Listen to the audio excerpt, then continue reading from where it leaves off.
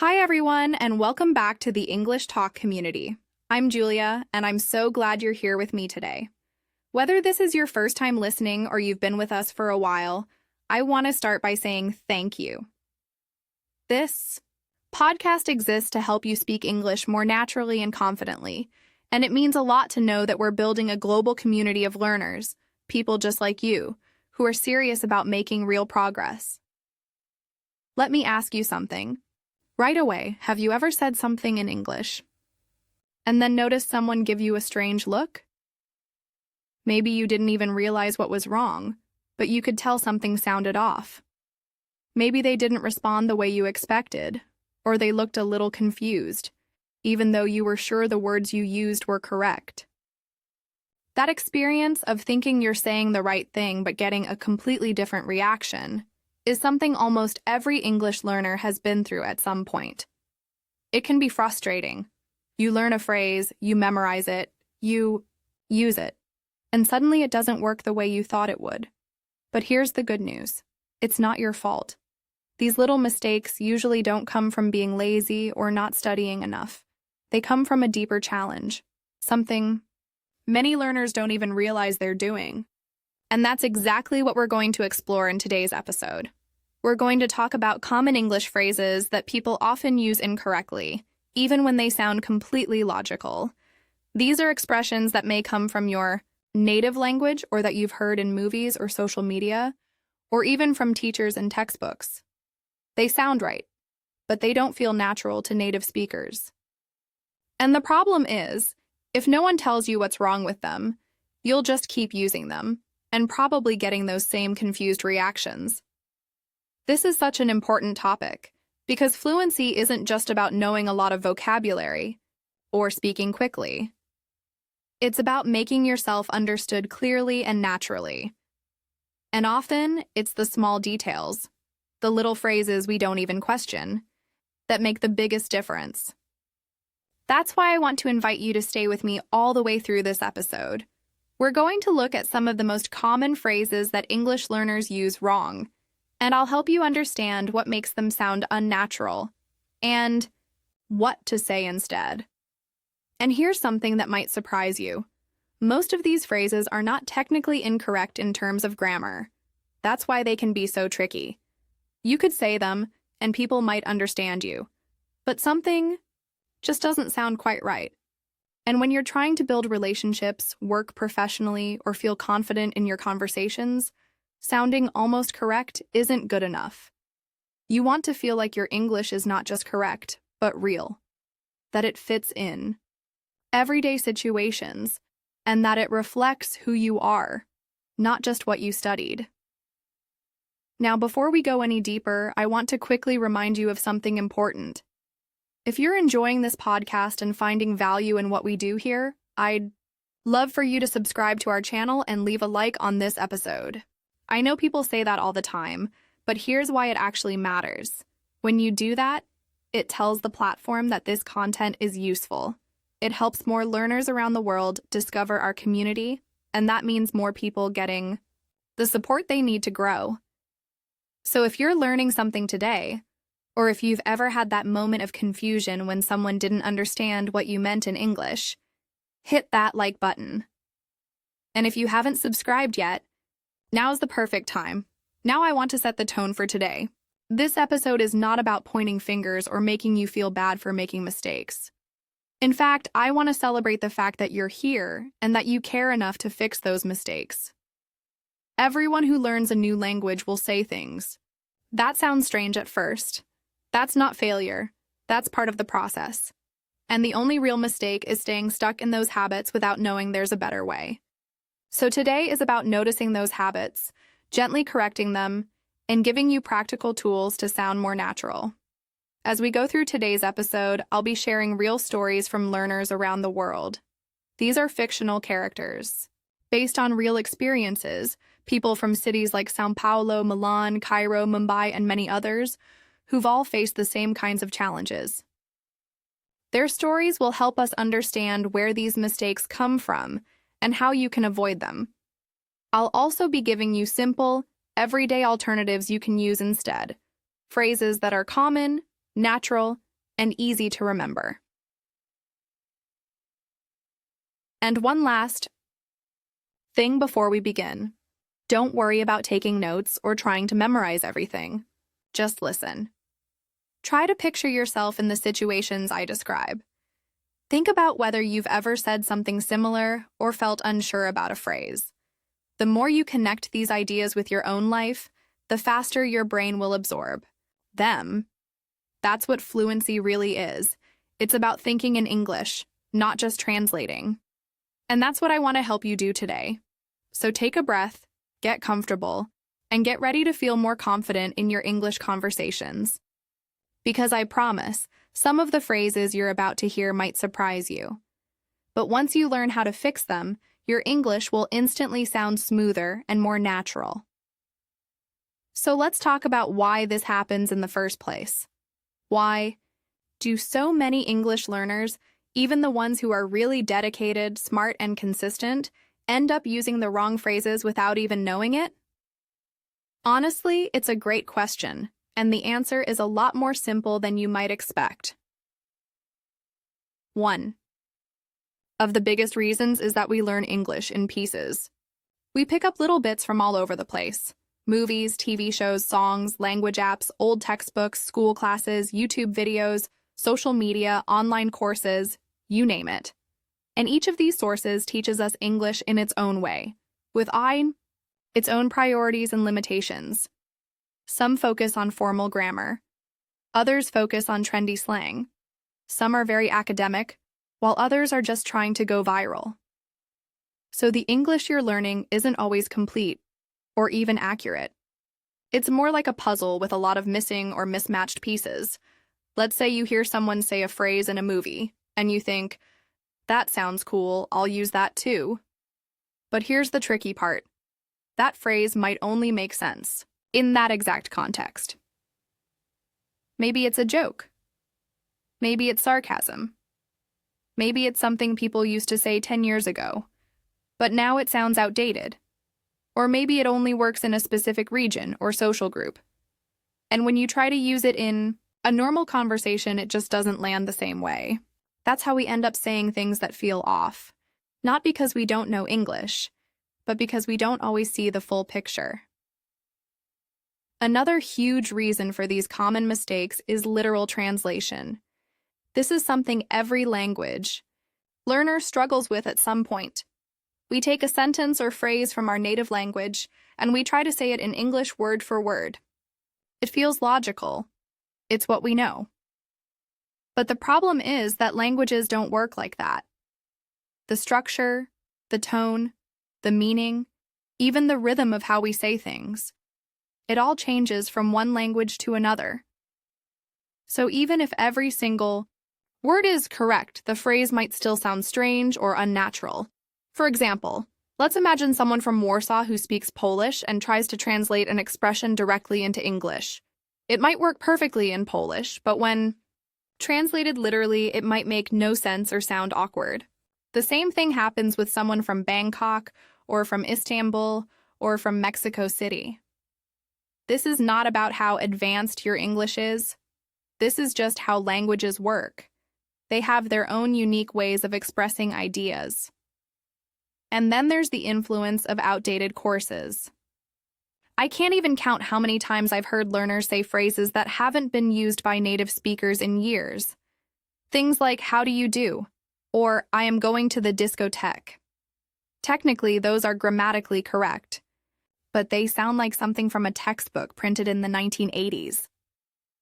The truth is, language evolves. The way people spoke English 20 years ago isn't the same as today.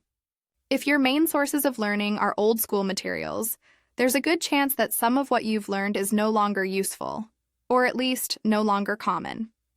Another place we get these strange or incorrect phrases is from social media.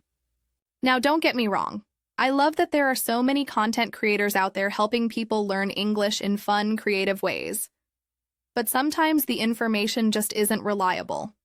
Anyone can post an English phrase on Instagram or TikTok and say, here's what this means. But that doesn't mean it's actually how people speak. A lot of it is simplified for engagement or taken out of context, or just plain wrong. And when thousands of learners start repeating those phrases without checking them, we get a cycle of misinformation. And finally, we have to talk about pressure.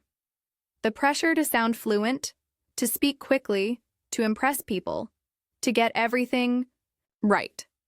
That pressure can make us rush, and when we rush, we lean on what feels familiar, even if it's wrong.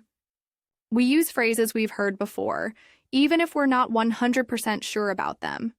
We choose expressions that sound smart or advanced, hoping they'll make us seem more fluent.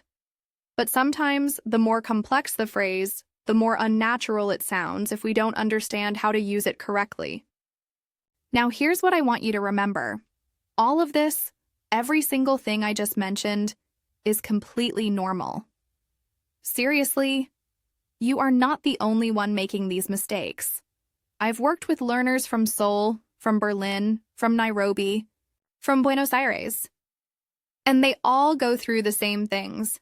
And honestly, even native speakers sometimes say awkward or outdated things without realizing it. So if you've ever felt embarrassed about a phrase you used or confused because something you said didn't get the reaction you expected, let me tell you right now, you are not alone, and you're definitely not doing anything wrong by trying. In fact, making these kinds of mistakes is one of the best signs that you're actually using the language, that you're putting it into practice, that you're not just memorizing words, you're taking risks, having conversations, and learning what works and what doesn't. That's something to be proud of, not ashamed of. The truth is, no course, no book, no app can prepare you for every real-life situation. You learn by living the language. By being curious, asking questions, noticing how people respond to what you say, and slowly adjusting. That's what real learning looks like. And that's exactly why this episode exists. Not to make you feel bad about mistakes, but to give you the tools to fix them.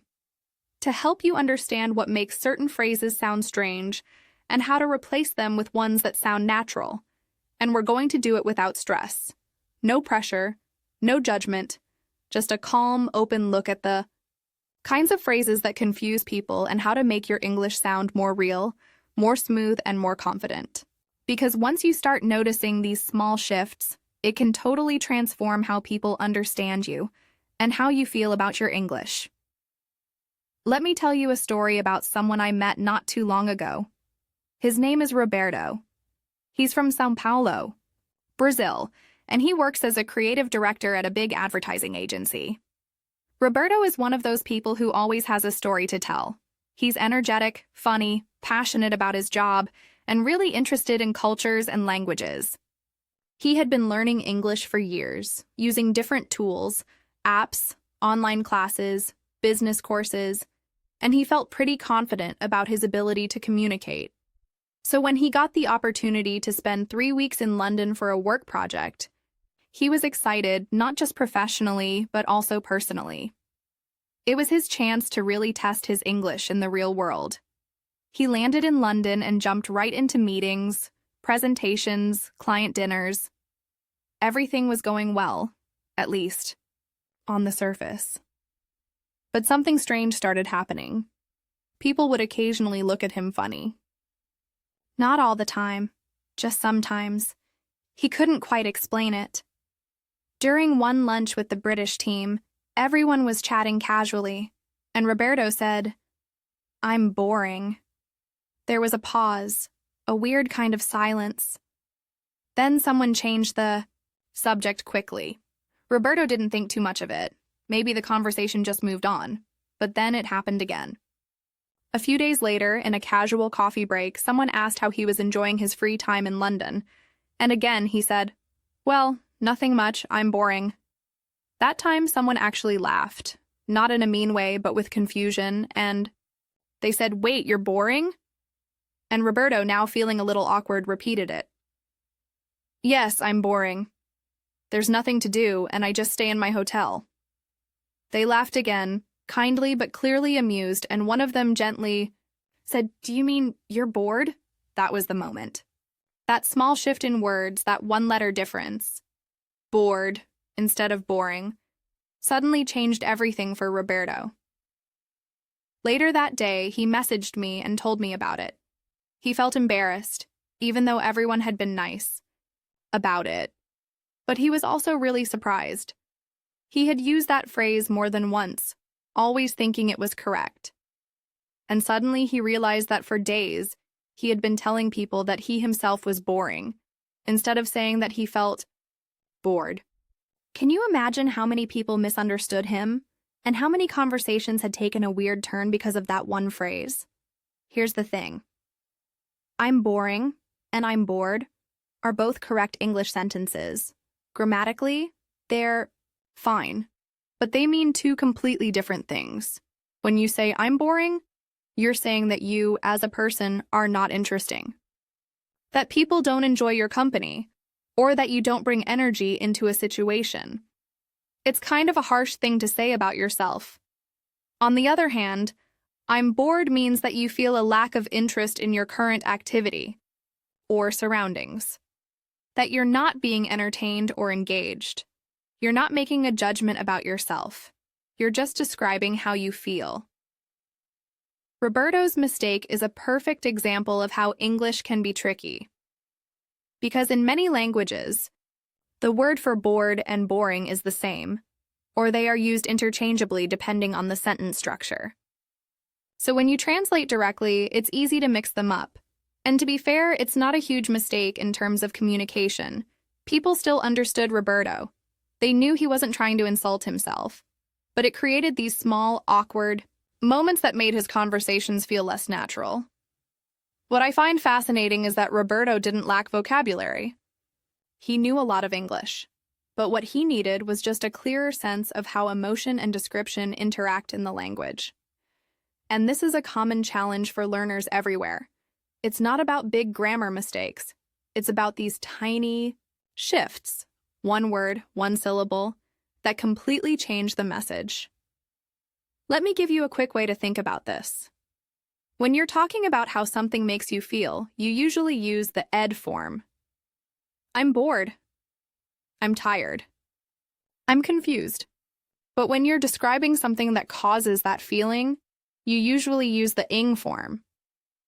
This movie is boring. The flight was tiring. Her instructions were confusing. You feel bored because the movie is boring. You feel tired because the flight was tiring. That's the basic pattern. But it's so easy to forget this when you're in the middle of a real conversation, especially if English isn't your first language and you're thinking fast. Your brain is doing a lot, trying to find the right words, organize the sentence, make a connection, read body language. And sometimes it just picks the wrong version of a word without you even noticing. That's exactly what happened to Roberto. And the thing is, the people around him didn't correct him right away. That's also really common. In many cultures, people are polite. They don't want to embarrass someone who's speaking in a second language, so they let it slide. But inside, they might be confused, or amused, or unsure about how to respond. That's why moments like the one Roberto had are actually a gift. Because when someone finally does say, "Do you mean you're bored?" that's when the real learning happens. Roberto told me later that he started paying much more attention to how people used emotion-related words after that. He became more curious, more reflective, and that small change in mindset made him a better communicator almost overnight. He still made mistakes sometimes, like we all do, but he wasn't afraid of them anymore. He knew that most of these errors weren't about intelligence or fluency. They were just about habit and exposure. So if you've ever said something in English and gotten a strange look, or no reaction at all, remember this story. It might just be a small shift in the word you're using.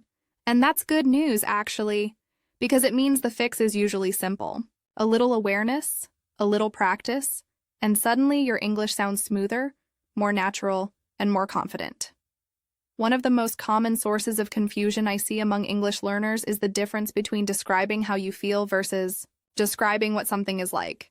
And this usually shows up when people talk about emotions or temporary states. It's totally understandable, and actually, it happens more often with intermediate speakers than beginners, because once you start getting more vocabulary, you naturally want to be more expressive. But then these little mistakes start to creep in, not because you don't know the words, but because you're using them in the wrong situation.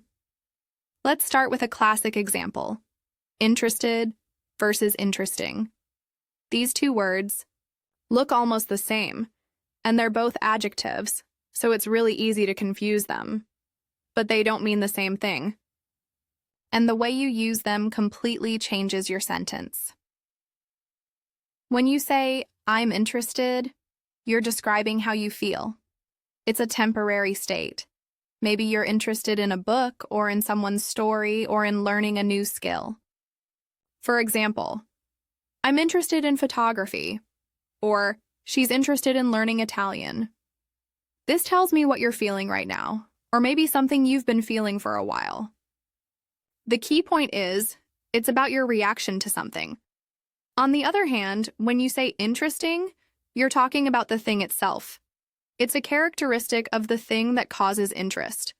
For example, "This article is interesting," or "He told an interesting story." It's not about how you feel anymore. You're making a statement about the quality of something. Do you see the difference? So if you say, "I'm interesting," you're actually saying something about yourself. You're claiming that you are the kind of person who is interesting, which may be true, but usually people don't say that about themselves directly. It sounds a little strange, or even arrogant, depending on the tone. Most of the time, people mean to say, "I'm interested," but they end up saying, "I'm interesting," and that changes the meaning in a funny way. Let's try another example: confused versus confusing. This one causes a lot of problems too. Imagine you're trying to follow directions and you get lost. You might say, "I'm confused." That's completely normal. You're describing your mental state in that moment. You don't understand something and you're having trouble figuring it out. But if you say, "I'm confusing," then you're saying you are the one who is difficult to understand. You're saying that you confuse other people. And again, that's not what most people mean to say. So a sentence like, "Sorry, I'm confusing," when you really mean, "Sorry, I'm confused," creates a very different message. One is asking for help. The other is apologizing for being unclear. Now, what helps here is to think of these adjectives in pairs. Usually, the ed version describes the feeling you have. It's your emotional or mental reaction. The ing version describes the thing or person that causes that feeling. So let's go through a few more pairs to make this even clearer. Bored versus boring. We talked about this already, but it's worth repeating. "I'm bored" means you feel uninterested or tired of what's happening. "This class is boring" means the class is the reason you feel bored. Tired versus tiring. "I'm tired" means your energy is low. "This job is tiring" means the job takes a lot of energy and causes you to feel tired. Excited versus exciting. "I'm excited about my trip" means you're looking forward to it. "This movie is exciting" means the movie is full of energy or emotion. Annoyed versus annoying. "I'm annoyed by the noise" means the noise is bothering you. "That sound is annoying" means the sound is the source of irritation. Once you see the pattern, it gets easier. But it takes a little time to train your brain to notice it automatically. Most people make these mistakes when they're speaking, quickly or under pressure, not because they don't know the rule. It's just one of those habits that sticks, especially if you learned the word in isolation and didn't see it used in context often. What I always suggest is to practice short, simple sentences with these pairs until it becomes second nature. Don't try to memorize long grammar explanations. Instead, repeat the pattern until your brain absorbs it naturally. For example, "I'm interested in this book. This book is interesting." "I'm confused by the instructions. The instructions are confusing." "I'm tired after the trip. The trip was tiring." "I'm annoyed. That noise is annoying." You can even take it one step further and describe other people's reactions. "She looked bored because the movie was boring." He felt excited about the project because it was exciting. They got confused because the rules were confusing. The why. More you hear yourself say these sentences out loud, the more natural they become. And that's the goal. You don't have to sound like a native speaker. You just want to sound clear, comfortable, and confident. I also want to say this. Don't worry if you've made these mistakes before. Everyone does. I've heard people from Madrid, Seoul, Istanbul, Paris, and Tokyo all make this same type of mistake at some point. It's not a big deal. But being aware of it gives you a huge advantage, because once you know the difference, you can fix it with just one word. That's all it takes. One little adjustment, and suddenly your sentence makes perfect sense. And don't forget, these kinds of corrections are not about sounding perfect. They're about making sure your message gets across the way you intended. If you feel something, say it clearly. If something affects you, describe it accurately. That's what communication is really about. Not fancy words, but clear meaning. Want to tell you about May, a student from Shanghai who moved to Toronto for a one-year exchange program. Mai is bright, enthusiastic, and always eager to practice her English. When she first arrived, she was very focused on speaking correctly, but like many learners, she quickly realized that speaking correctly isn't always the same as speaking naturally. And that's a lesson she learned one night at dinner with her new classmates. It was the first week of classes, and the international students had organized a small welcome dinner at someone's apartment. Everyone brought something to eat. Some cooked, some brought snacks, and others just showed up hungry. It was the perfect opportunity to break the ice. May had made some friends already. A girl from Warsaw, a guy from Mumbai, and a few students from Montreal and Vancouver. They were all chatting, laughing, trying different dishes, and enjoying the atmosphere. When May tried a homemade pasta dish made by one of her Canadian classmates, she was genuinely impressed. It had a creamy sauce, fresh vegetables, and just the right amount of spices. She took a bite and immediately said with a big smile, "Oh, this is very delicious." Now, if you're an English learner, you probably don't see anything wrong with that sentence. And to be honest, it's not wrong. It's grammatically okay, and everyone understood what she meant. But something about it sounded a little off to the native speakers in the room. Not incorrect, just slightly unnatural. The girl who made the pasta smiled politely, but there was a tiny pause. Then one of the guys from Montreal said, "Glad you like it." And the conversation moved on. Later that night, May and I had a chance to talk. She asked me, "Did I say something strange at dinner?" I told her that what she said was understandable, but it wasn't how native speakers usually express themselves. Very delicious sounds a bit too much, like trying too hard. In everyday English, we almost never say very delicious. We say delicious on its own, because the word already means something is very good in taste. It's strong, enough by itself. That surprised May. She said, "But in my English class, we learned very plus adjective is a good way to emphasize." And she was right. We do say very good, very tired, very cold. But not all adjectives work the same way. Some adjectives already carry a strong meaning, and adding very to them sounds awkward. Delicious is one of those words. It's like saying very perfect or very amazing. It doesn't feel natural to native ears. I explained that instead of saying very delicious, most English speakers would say things like really good, super, tasty, or simply delicious. Another common phrase is "this tastes amazing" or "this is so good." The trick is learning what combinations feel authentic in real conversations, not just what's grammatically allowed. I also told May that this kind of mistake is extremely common. I've heard students from Bangkok, Rome, Berlin, and Jakarta say very delicious in social settings, and no one ever gets confused by it. People understand. But it's one of those small details that can help you sound more natural if you get it right. When you drop the very and just say delicious, your English flows better. It sounds more like something a native speaker would say casually over a meal. May was relieved. She said, I always worry that my English is too simple. I want to make it sound more advanced. And I get that. A lot of learners feel like using more words or stronger expressions makes them sound smarter. But in English, simplicity often feels more natural. It's not about using fancy phrases. It's about choosing the right ones. And many of those are surprisingly simple. I told her, think of it this way. If you can say something clearly, in fewer words, do it. That's what fluent speakers do. She nodded and then laughed. Okay, next time I'll just say, this is delicious. Or maybe this is so good.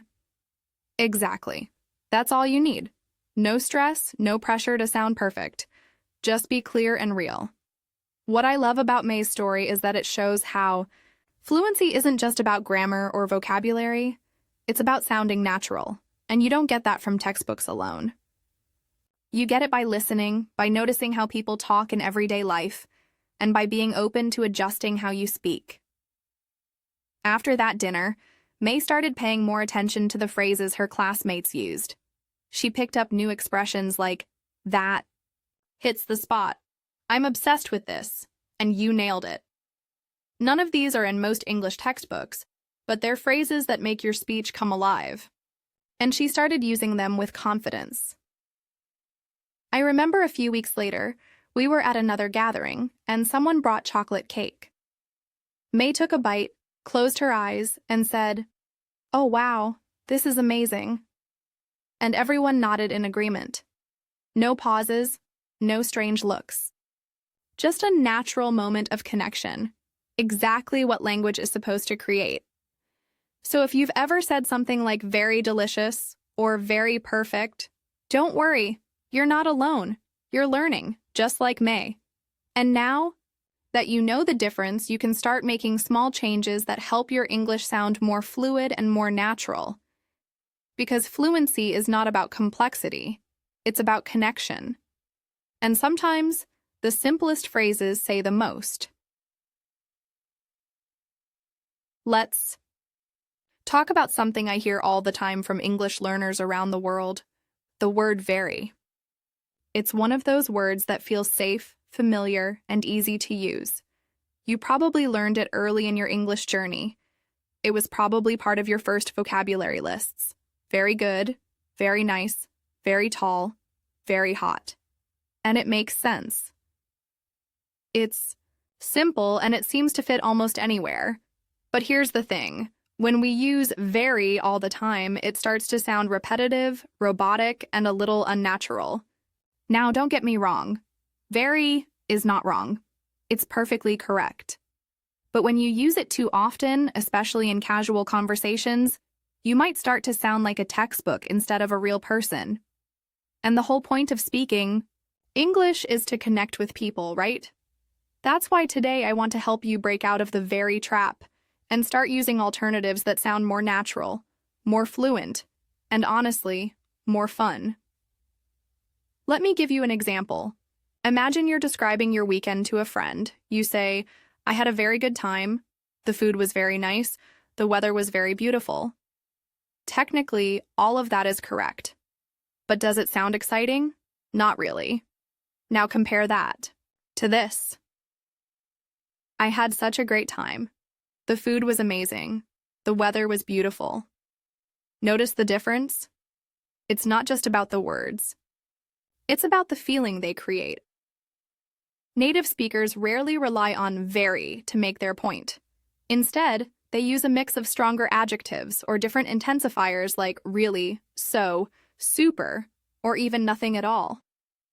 For instance, instead of saying very cold, most people just say freezing. Instead of very hungry, we say starving. These are called strong adjectives or extreme adjectives. They already carry a lot of meaning, so they don't need very. And then there's the use of casual intensifiers that native speakers love. You'll hear people say things like, that movie was so good, or she's really nice, or this pizza is super tasty. Each of these gives your sentence a different tone. Really is great when you want to sound sincere and natural. So adds emotion and excitement. Super is informal and friendly, perfect for casual conversations. Let's break it down a little more. Say you want to describe your friend who is always kind and helpful. You could say, "She's very kind, that's fine." But in everyday conversation, you might hear someone say, "She's really kind," or even, "She's incredibly thoughtful." Depending on the vibe you want to create, you can choose the word that matches your energy. Another example, you're talking about a party. You could say, "It was very fun," or you could say, "It was so much fun," or "It was a blast." All of those feel more alive, more expressive, and you didn't even need to use very. Now I know what you might be thinking, but, Julia, how do I know when to use which word? That's a great question. The answer is simple. Pay attention to what native speakers say in movies, TV shows, YouTube videos, or podcasts like this one. When you hear someone say, "That was absolutely amazing," or "He's incredibly fast," or "I'm totally exhausted," make a mental note. These are real, living expressions, and they add color to your English. You don't have to memorize a huge list all at once. Start small. Choose 2 or 3 alternatives to very and practice using them. For example, instead of very tired, say exhausted. Instead of very happy, try thrilled or so happy. Instead of very big, say huge. These small changes will instantly make your speech sound more natural and more confident. And here's something else I always tell my students. Sometimes you don't need any intensifier at all. That's right. Sometimes just using a good adjective is enough. If something is delicious, you don't need to say very delicious. Just delicious is strong and clear. If a view is beautiful, that word already carries enough weight on its own. No need to stack very in front of it. This is one of those little secrets that advanced speakers know. Less is often more. When you stop relying on very, you start exploring the richness of English vocabulary. You discover new words, new shades of meaning, and new ways to express yourself that feel more personal and more alive. Let me give you a few quick pairs you can start using today. Very big, huge, very small, tiny, very tasty, delicious, very tired, exhausted, very fast, quick or lightning fast, very bad, awful, very good, great. Amazing, fantastic, very cold, freezing, very hot, boiling, very happy, thrilled. And if you want to go even further, try using intensifiers like so, really, totally, incredibly, or absolutely. For example, "I'm so tired today. This food is really good. That was totally unexpected. He's absolutely right. She's incredibly smart." Each one of these makes your English sound more expressive and more in tune with how people actually talk. What I encourage you to do is to listen for these words in real situations.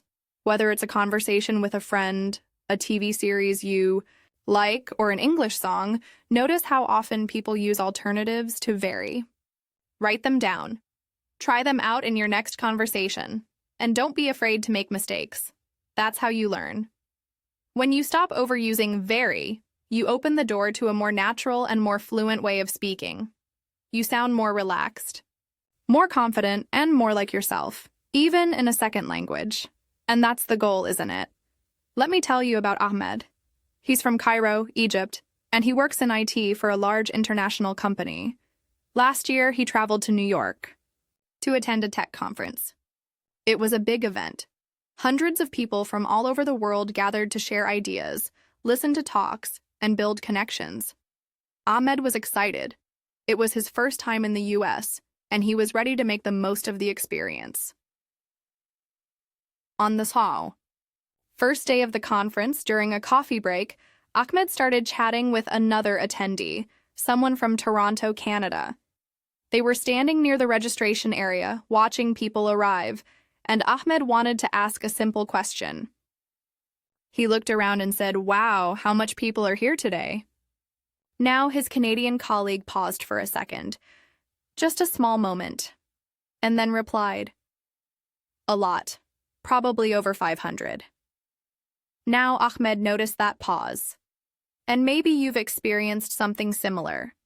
You say something in English, and the person you're speaking to hesitates for just a beat.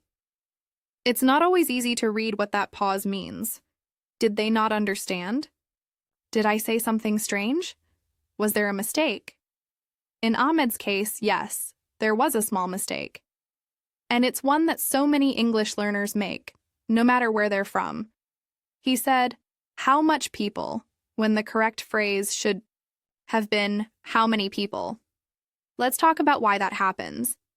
The words much and many seem similar. They both talk about quantity, right? So it's easy to confuse them.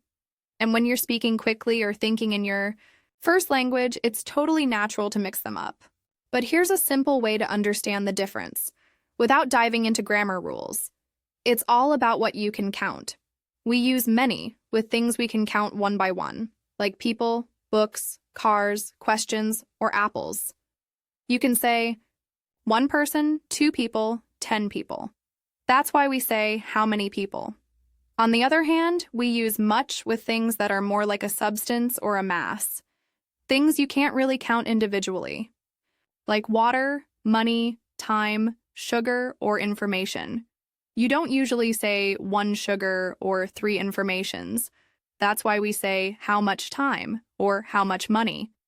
So going back to Ahmed, the question should have been how many people are here today? But here's what I want you to really understand. Mistakes like that don't make your English bad. They don't mean you're not fluent. They just mean you're still building that natural feel for the language. And the good news? That's something you can absolutely develop. Let me give you a few more real-life examples so you can start to hear the difference. Imagine you're at a restaurant. You want to know how much rice is on the plate. You'd say, "How much rice do you want?" But if you're asking about chicken wings, you'd say, "How many wings do you want?" Because rice is uncountable, and wings are countable. Or maybe you're shopping. You might ask, "How much money does it cost?" But how many shirts are on sale? And let's take it back to a more casual situation, like talking to friends.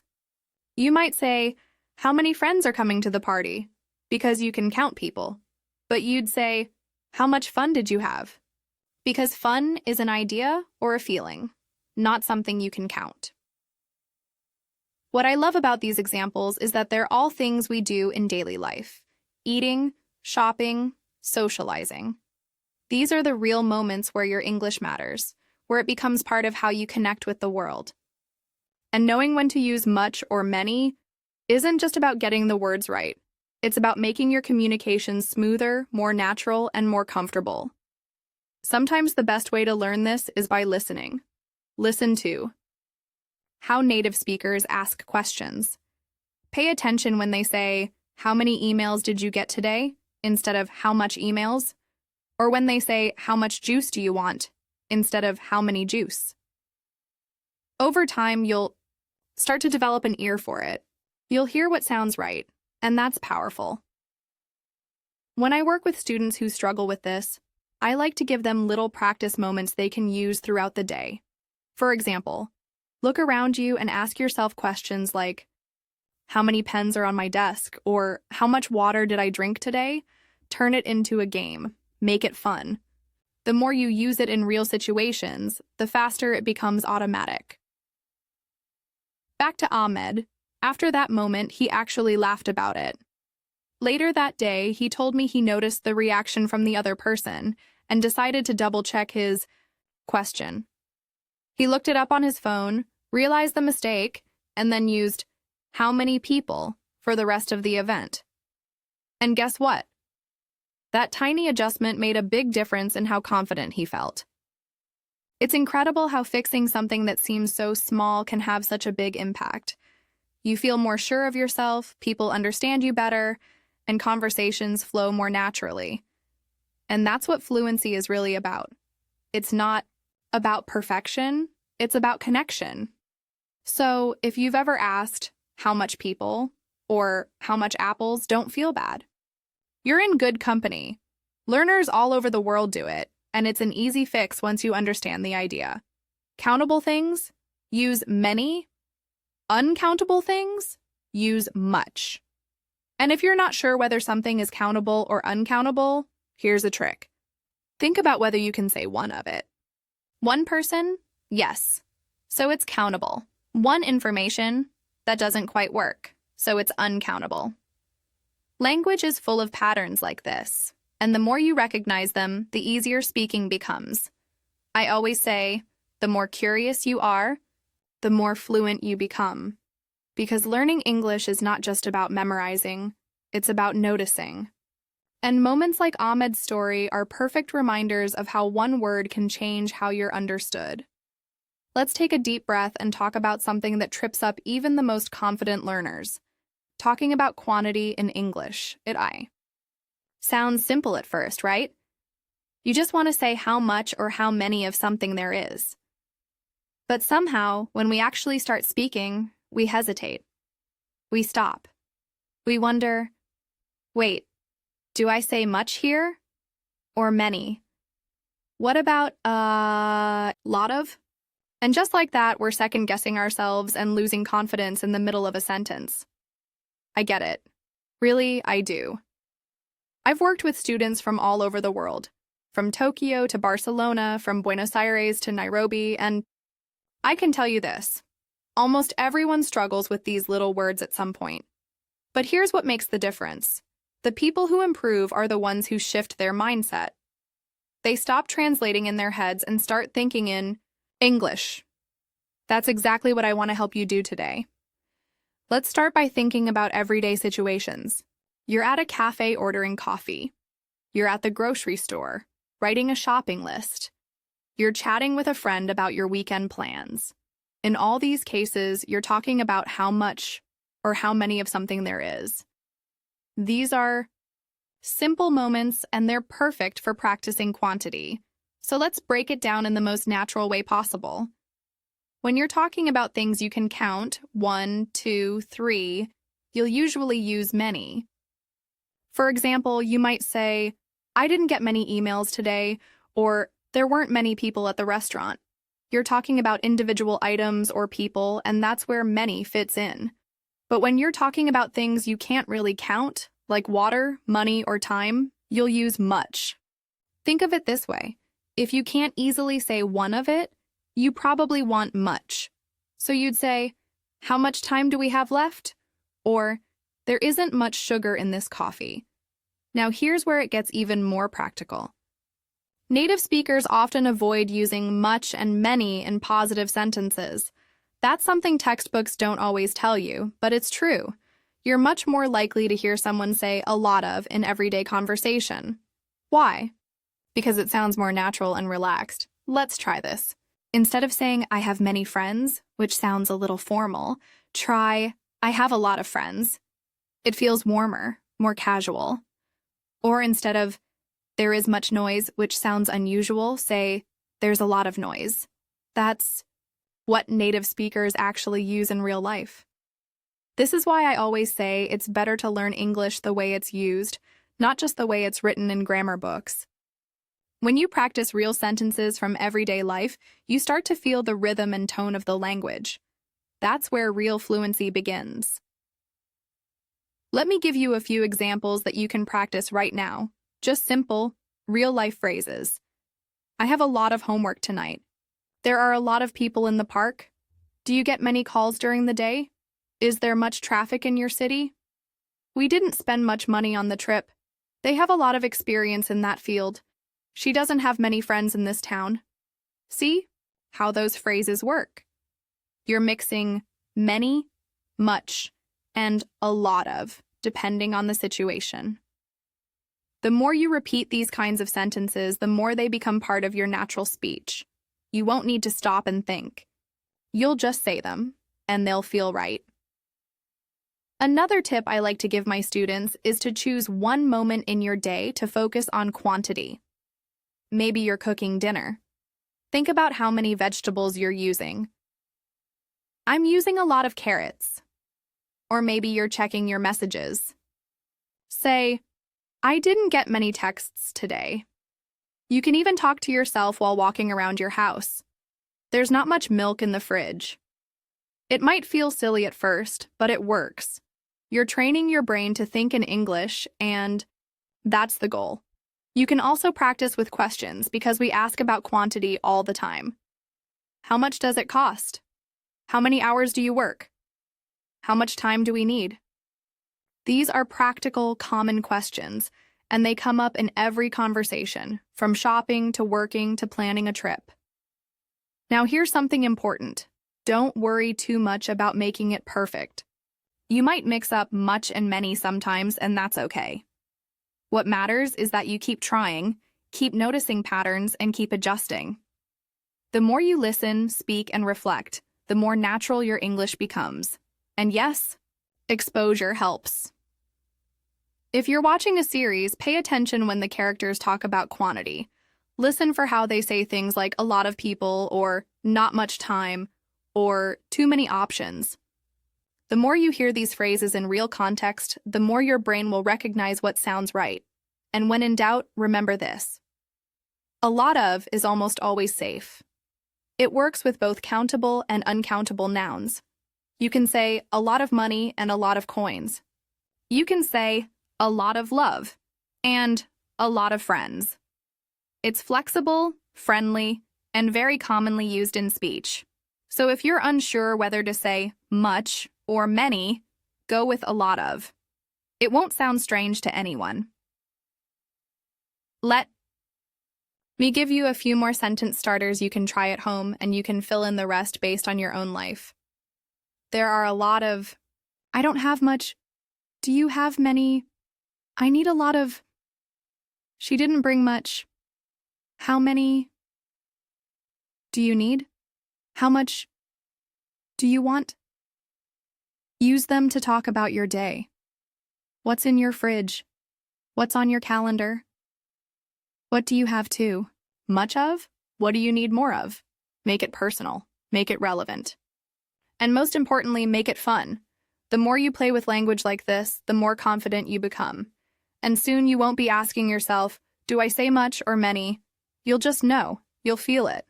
And that's one of the best parts of learning to speak a language naturally. I want to tell you a quick story about someone I met during one of my workshops in Boston. Her name is Chiara. She's from Milan, Italy, and she's one of the sweetest and most enthusiastic learners I've ever met. We were doing a small group activity where everyone had to introduce themselves and share a few personal details. Just basic stuff like where they were from, what they did, and how old they were. Simple, right? When it was Chiara's turn, she smiled and said, "Hi, my name is Chiara. I have 25 years. She said it with such confidence, and it made perfect sense to her. But then I noticed a few of the other students looked a bit confused. One even asked, "Wait, do you mean you've been doing something for 25 years? Now, if you speak Italian or French or Spanish or Portuguese, you know exactly where this comes from." In many languages, the way to express age is literally to have years. In Italian, for example, Chiara would say, "Ho 25 anni," which directly translates to, "I have 25 years." That's the structure she learned.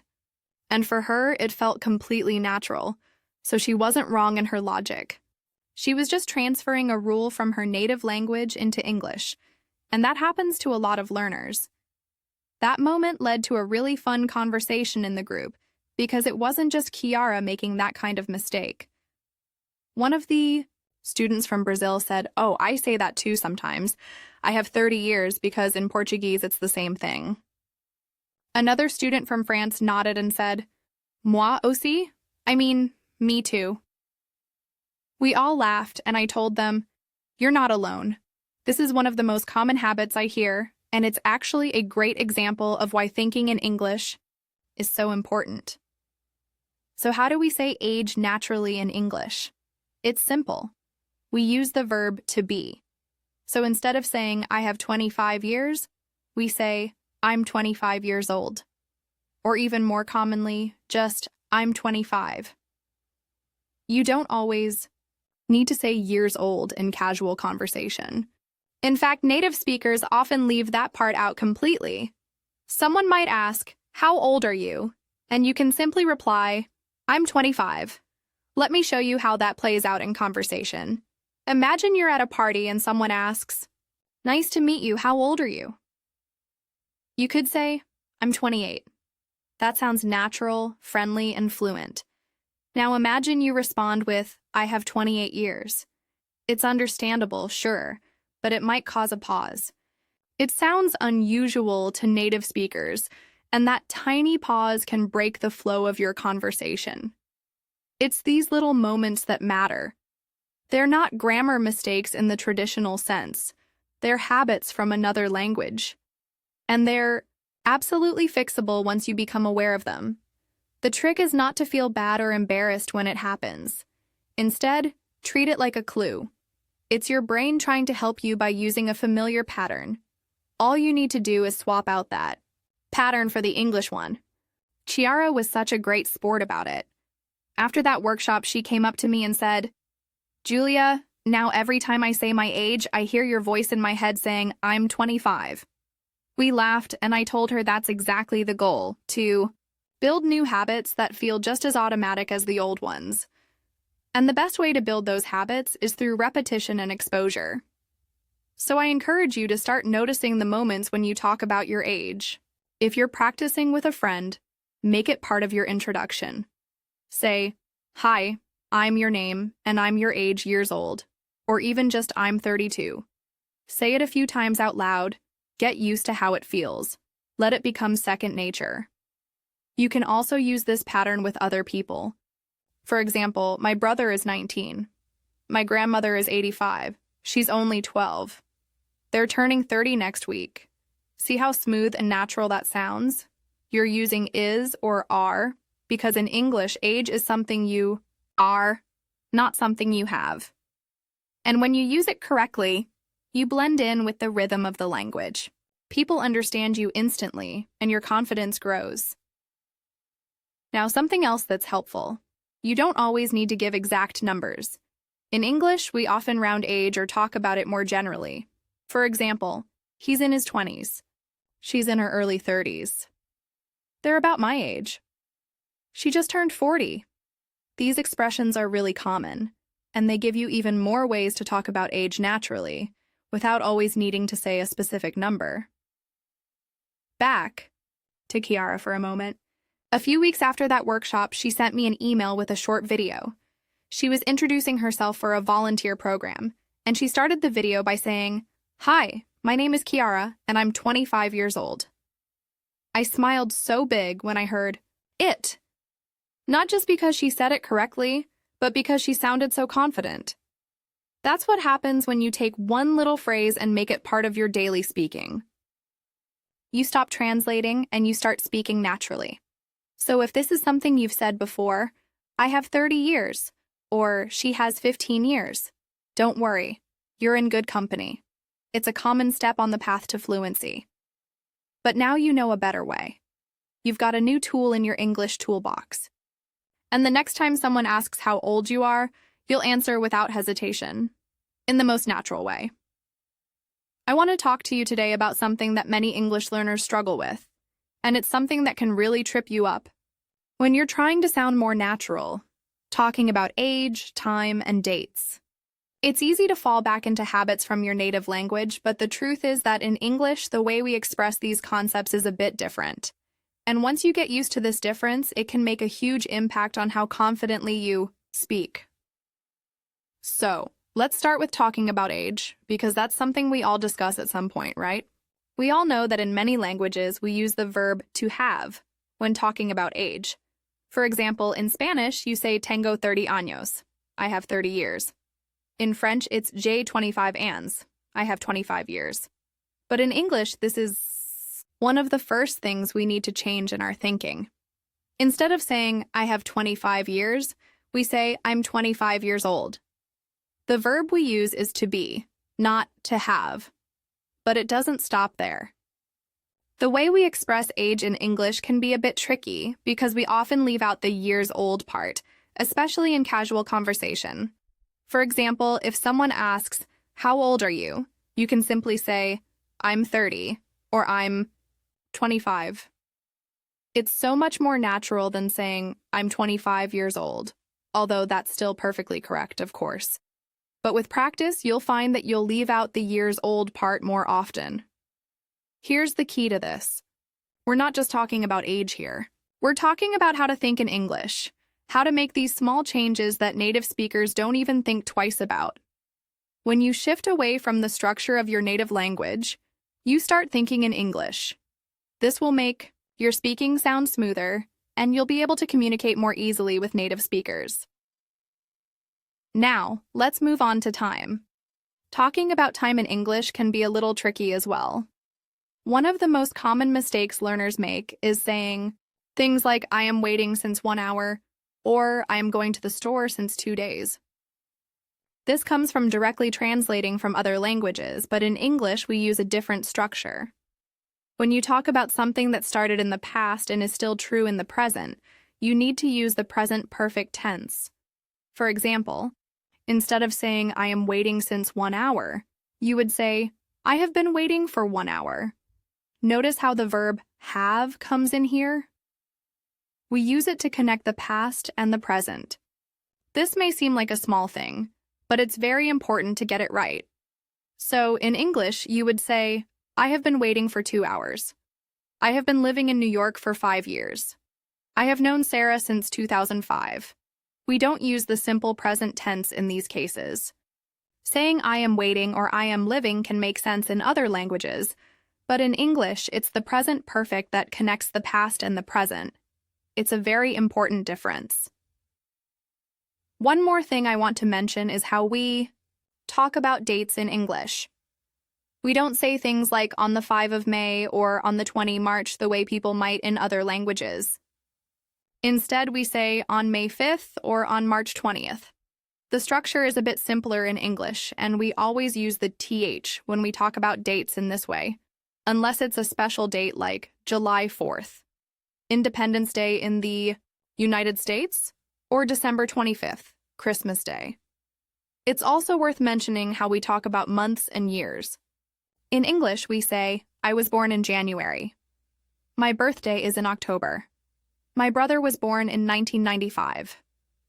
You'll notice that we use the preposition in when talking about months or years.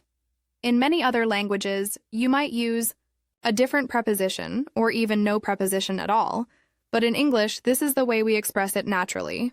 And once you get used to using the right preposition, it'll start to feel more comfortable, and your English will sound more fluid.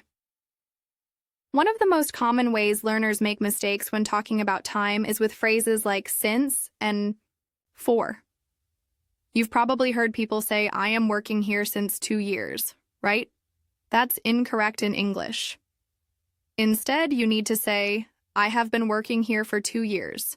We use "for" when talking about a period of time, and "since" when we refer to a specific point in time. Let's break it down. We've been living here for 5 years. For a period of time. We've been living here since 2015.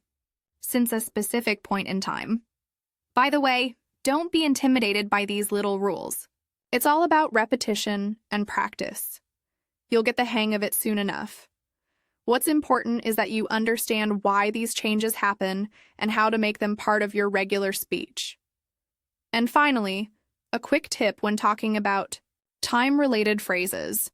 If you want to sound more natural, try using simple sentences. You don't need to overcomplicate things. Keep it straightforward. Instead of saying, "I have been working here for 2 years and 3 months and 1 week," just say, "I've been working here for a little over 2 years." Simple, right?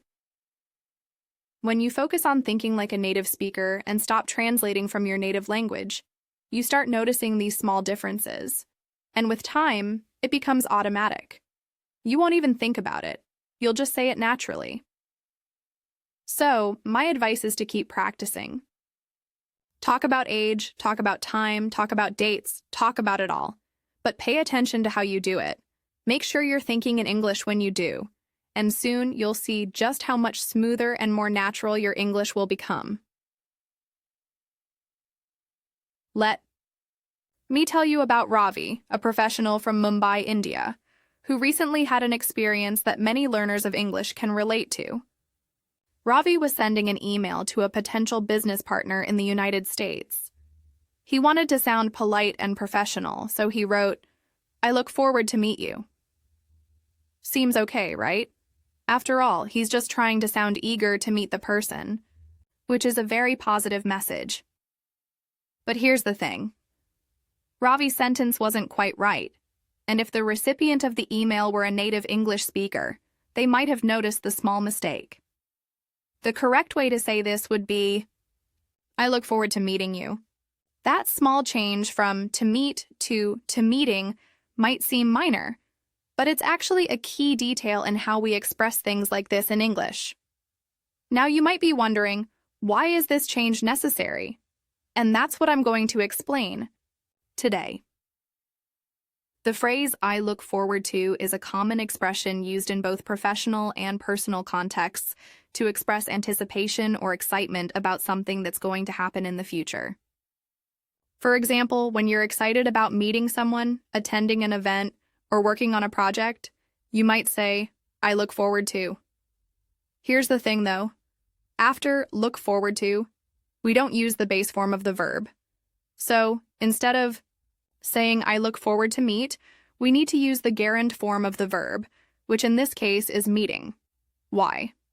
Well, in English, certain expressions require the verb following them to be in a specific form, and this is one of them. It's one of those little things that can make your English sound much more natural, even though the mistake might seem tiny to some learners. Think about it for a moment. Imagine you've been learning English for a while, and you've come across this mistake. You've heard people say, "I look forward to meet you," or even used it yourself. You might think, what's the big deal? It sounds fine. But this is exactly the kind of thing that can make you sound less fluent, and it can also affect how others perceive your English. It's not about being perfect, but small changes like this can make a huge difference in sounding more natural. And here's the important part. This isn't just about using the right form of the verb. It's also about understanding the patterns in English, about starting to think in a way that helps you avoid these little mistakes. It's about recognizing that these patterns exist, and once you get used to them, you won't have to think so hard when you're speaking or writing. The good news is that this kind of mistake happens to everyone. Even native speakers make small errors from time to time, and they don't always even realize they've made them. The key is being aware of these little things and learning how to correct them when they do happen. And with practice, you'll find that they become less frequent. Let's go over a few more examples of expressions where the verb following "look forward to" must be in the gerund form. After "look forward to," you can say, "I look forward to hearing from you." She looks forward to meeting you. We look forward to working with you. Each of these examples uses the gerund form of the verb, which is just the ing form. Notice that it's not hear, meet, or work. Those would be the base forms of the verbs. Instead, we use hearing, meeting, and working. This is a standard structure in English, and once you get the hang of it, you'll be able to use it automatically. Now let's take a step back and think about Ravi's situation. He was sending a professional email, so he was trying to make a good impression. Using the correct form not only helps your English sound more natural, but it also gives the impression that you're careful and precise with your language. In professional settings, these small details matter. So when Ravi corrected his sentence to "I look forward to meeting you," it made his communication sound more polished and professional. For learners like Ravi, the mistake he made is completely normal. And in fact, it's one of those small errors that often go unnoticed until someone points it out. But once you understand why "to meet" is incorrect in this context, you can start paying more attention to it in your own speech and writing. This is how fluency builds, by being aware of these small nuances and gradually incorporating them into your own language use. It's also worth mentioning that English learners from different parts of the world, like Ravi, sometimes make different mistakes. The reason for that can be due to how languages structure things. For example, in Hindi, the word for to meet might be used in a similar way, which leads to the mistake of saying, I look forward to meet you in English. Understanding these language differences helps learners realize why certain structures don't translate directly into English, and encourages them to think more in terms of English patterns. I know this might feel like a lot to keep track of, but remember, fluency is all about consistent practice. The more you expose yourself to these kinds of phrases and their correct forms, the easier it will become to use them naturally. Every time you hear a native speaker say, I look forward to meeting you, or see it written in an email, it will reinforce the correct pattern in your mind. And let's not forget that language is all about connection. When you make these small adjustments, you're not just sounding more fluent, you're making it easier for others to understand you.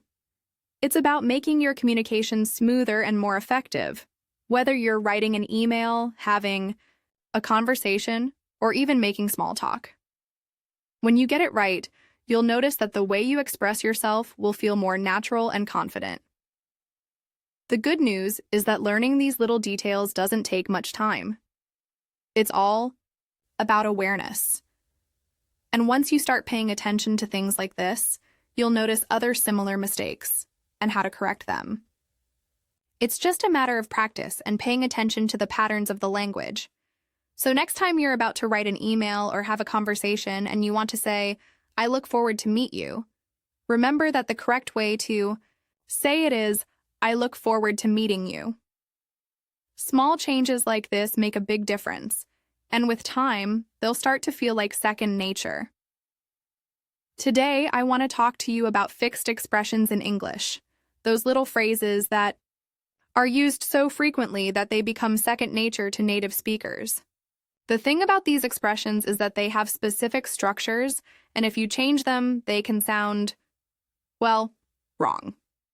So, let's dive into a few common examples, and I'll show you how they work and why it's important to get them right. Let's start with one of the most common mistakes I see. Interested in doing something. This is one of those expressions that, if you change it even a little, it can sound off. For example, if someone says, I'm interested to do something, it just doesn't sound right to a native speaker. The correct way to say it is, I'm interested in doing something. It's a fixed expression, meaning the preposition in is always necessary, and the verb that follows needs to be in its ing form, not the base form. So you'd say, I'm interested in learning English, or she's interested in visiting Paris. Simple, right? But it's easy to forget, and that's why I wanted to mention it today. Now you might be thinking, okay, but why do we say it this way? Why can't we just say interested to do? Well, that's just how English works. Some phrases have certain patterns, and they don't follow the usual rules. They're set phrases that we use naturally without thinking too much about them. And the more you hear them, the more natural they'll feel. So when you're learning English, it's important to pay attention to these expressions because they help you sound more fluent and less like a textbook. Let's look at another example. Good at playing. I've heard a lot of learners say things like, I'm good in playing soccer, or she is good for playing the piano. These might be understandable, but they're not quite right. The correct way to say it is, I'm good at playing soccer, or she is good at playing the piano. In English, we use good at when talking about something we're skilled at doing, and the verb that follows should be in the ing form. This is another one of those phrases where you can't just swap out the preposition or change the verb form. It has to be good at playing, not good for or good in. Here's another one. Afraid of. You might be tempted to say afraid from, but that's not quite right. We say, I'm afraid of spiders, or she's afraid of flying. The preposition of is essential in this expression. You can't say, I'm afraid from the dark, or he's afraid from his boss. It has to be afraid of. This is another fixed structure that once you get it right, will make you sound much more natural when speaking English. Now let's talk about looking forward to, which is a phrase we've touched on before. It's a great example of a fixed expression that learners often get wrong. You might hear someone say, I'm looking forward to meet you, but as we learned earlier, it should be, I'm looking forward to meeting you. The to is followed by the gerund form, not the base form. It's just how this expression works, and once you get used to it, it becomes second nature. Here's the thing about fixed expressions. They're everywhere. You'll hear them in casual conversations, in professional emails, in movies, on TV, and even in songs. They're so common that they become a part of everyday language, and they often don't follow the typical grammar rules. This is why it's important to learn them as they are, without trying to change them or overthink them. By using these expressions correctly, you'll sound more natural and fluent in English, and that's exactly what we want. So, I'm going to give you a few more examples of fixed expressions that you might come across in everyday English. These are phrases you should practice, so they become part of your language toolbox. Good at. We've already talked about this one, but it's worth repeating. You say, I'm good at swimming, she's good at painting, or he's good at cooking. You never say good in or good for. Interested in. Another one we've already covered. You'd say, I'm interested in learning new languages. He's interested in traveling, or she's interested in working with animals. You never say interested to. Tired of. This one is used when you're fed up or exhausted by something. You say, I'm tired of working all day, she's tired of the cold weather, or they're tired of waiting. You never say tired from, famous for. When you're talking about something, or someone that is well known for a particular reason, you say, the city is famous for its food, or she's famous for her acting skills. You don't say famous with or famous about. These are just a few examples of fixed expressions, but trust me, there are many more out there. As you listen to native speakers and read more in English, you'll start to notice these patterns and phrases. And once you do, you'll start using them automatically, without even thinking about it. The key here is to practice, practice, practice. The more you use these fixed expressions, the more comfortable and confident you'll become in your English, and the more natural your speech will sound. So when you're speaking with someone, in English, try to use these expressions the way a native speaker would. You'll notice how much more fluent and natural you sound, and that's what will help you connect better with others. But remember, it's okay to make mistakes along the way. The important thing is to keep learning, keep practicing, and keep using these expressions in your everyday conversations. Over time, you'll internalize them, and you won't have to think about them consciously. They'll just come naturally, and that's when you'll know that you're really starting to speak English like a pro. Let's take a moment to pause and reflect. I know we've gone through a lot of examples today, and I want to make sure you're really connecting with what we're talking about. Learning English can be a challenge, but it's also such a rewarding experience. So let me ask you this. Have you ever been in a situation where you said something in English and realized it just didn't sound quite right? Maybe you were trying to explain something and the words didn't come out the way you wanted. Or perhaps you've had a moment where you made a mistake and the person you were speaking to gave you that look like they didn't quite understand what you meant. I'm sure many of you have been there, and if you haven't yet, trust me, you will. We've all been there, especially when we're learning a new language. And here's the thing, it's completely normal. In fact, it's part of the learning process. So many times we get frustrated with ourselves when we make a mistake or when we don't use a phrase the way we should. But I want you to remember this. Every mistake is actually a stepping stone. Every time you get something wrong, you're getting closer to speaking more fluently, more naturally. It's how we learn. Think back to the first time you spoke your native language. I'm sure there were a lot of mistakes at the beginning. You probably said things that didn't make sense, or maybe your pronunciation wasn't great. But over time, you got better. Why? Because you kept practicing. You kept trying. And eventually, speaking your first language became something that felt easy and natural. The same thing is going to happen with English. At first, you might make mistakes. Maybe you'll use I have 25 years instead of I'm 25 years old. Or maybe you'll say how much people instead of how many people. But guess what? Those mistakes are just part of the journey. They're part of the process that will help you get better.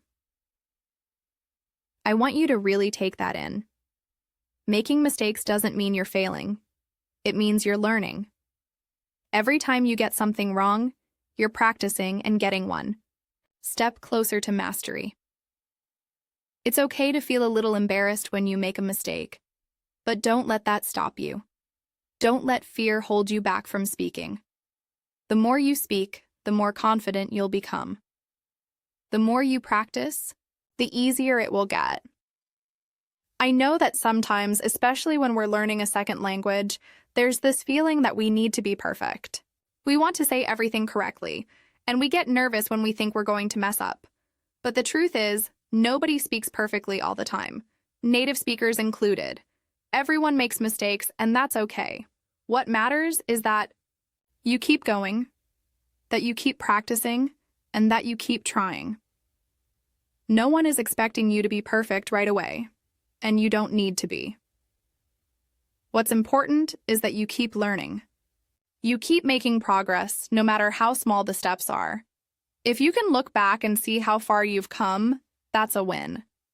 Maybe you used to struggle with saying certain phrases, but now you can say them with ease. Maybe you used to feel unsure about your pronunciation, but now it's becoming more natural. These little victories are what matter. So if you've made a mistake today, whether it's saying something like very delicious or I look forward to meet you, don't worry about it. It's all part of the process. Don't let that discourage you. Instead, take a moment to smile and think, okay, I learned something new today. Next time, I'll get it right. Because that's what learning is all about. It's about growing and improving every day. I also want to remind you that you are not alone in this journey. There are so many people around the world learning English, and they're all going through the same struggles and challenges. You're part of a global community of learners. And even though we might be far apart, we're all in this together. So whenever you feel like giving up or when you make a mistake, remember, you're not alone. Keep going. The more you speak, the more you'll grow. The more you make mistakes, the more you'll learn. And one day, when you look back, you'll realize how far you've come. Take a moment to reflect on how far you've already come. Think about all the progress you've made. You might not be perfect yet, but you're not where you started. And that's what matters. Every step forward, no matter how small, is a step in the right direction. I want to leave you with this thought. Learning English is a journey, not a destination. It's not about being perfect right away. It's about making steady progress and enjoying the process. You don't have to get everything right on your first try. You don't have to speak perfectly every time. What's important is that you keep practicing, keep speaking, and keep learning. And most importantly, don't be afraid to make mistakes. Every mistake is an opportunity to learn and grow. So embrace them, learn from them, and keep moving forward. You've got this. As we come to the end of today's episode, let's take a quick moment to review the key points we covered. I hope you found the stories and tips helpful, and I'm sure you're now more aware of how small changes in the way we speak can make a big difference. Remember, it's all about those little tweaks, like saying I'm bored instead of I'm boring, delicious without needing very, or I'm 25 years old instead of I have 25 years. These are just a few examples, but they really show how making small adjustments can help you sound more natural and confident when speaking English. One of the main takeaways from today is to not be afraid to make mistakes. As we discussed, learning, A language is a journey, and mistakes are part of that journey. Every time you get something wrong, you have an opportunity to learn, so don't worry about being perfect.